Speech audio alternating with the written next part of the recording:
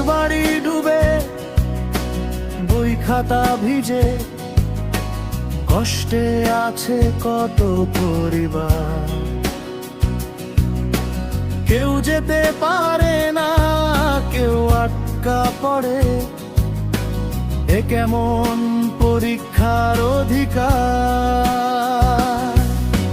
বন্যার পানি ভেসে যাচ্ছে রাস্তাঘাট, শিক্ষার্থীদের কণ্ঠে আজ একটাই আহ্বান। অজুহাত নয়, বাস্তবতার এই চিত্র। বন্যা শেষ হলে হোক পরীক্ষা, এটাই সবার দাবি।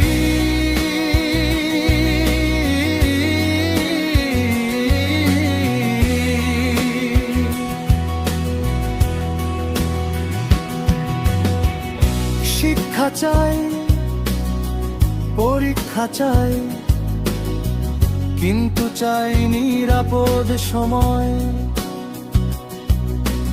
জীবনের আগে নয় কোনো পরীক্ষা, মানবিক সিদ্ধান্তই হোক সবার পরিচয়।